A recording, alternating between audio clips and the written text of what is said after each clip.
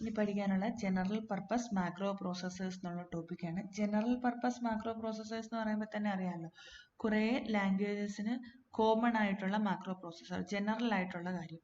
Macro processors സാധാരണയായിട്ട് do not depend on any particular programming languages എന്നാണ് പറയുന്നത്.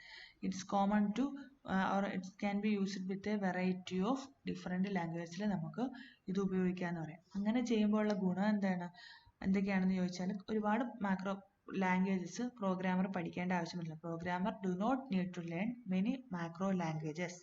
അതൊരു ഗുണം. പിന്നെ ഇതിന് കോസ്റ്റ് നോക്കുമ്പോൾ ഒരുപാട് ജനറൽ ആയിട്ടുള്ള കാര്യം അല്ലെങ്കിൽ ഒരുപാട് ലാംഗ്വേജസിൻ്റെ കോമൺ ആയിട്ടുള്ള കാര്യങ്ങൾ കൊണ്ടുവരുമ്പോൾ കോസ്റ്റ് കൂടുതലാണ്. എന്നാൽ ഓരോ ലാംഗ്വേജിലും ഇതേ ഫീച്ചർ തന്നെ ഓരോ ലാംഗ്വേജിലും മാക്രോ എഴുതി ഇംപ്ലിമെൻറ്റ് ചെയ്യുമ്പം ഉണ്ടാകുന്നതിൻ്റെ കോസ്റ്റിനേക്കാൾ നോക്കുമ്പോൾ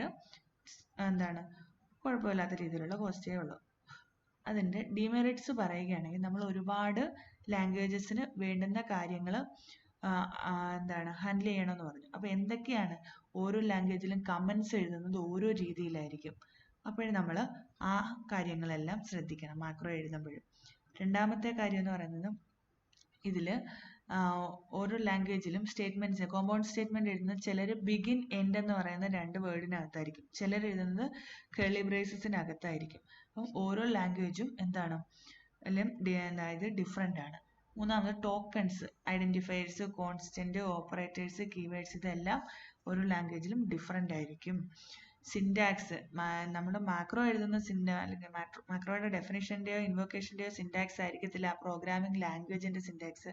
ഇത് തമ്മിലും ഡിഫറൻസ് വരാം. അപ്പം ഒരു ജനറൽ പർപ്പസ് മാക്രോ പ്രോസസ്സർ എഴുതുമ്പോഴും ഇത്രയും കാര്യങ്ങൾ ഹാൻഡിൽ ചെയ്യണം. അത് തന്നെ ഒരു ഡിഫിക്കൽട്ടാണ് എന്നുള്ളതാണ് അതിൻ്റെ ഒരു ഡീമെറിറ്റ് പറയുന്നത്. ഇത്രയേ ഉള്ളൂ ജനറൽ പർപ്പസ് മാക്രോ പ്രോസസ്സറിനെ കുറിച്ച് അറിഞ്ഞിരിക്കാൻ. Thank you.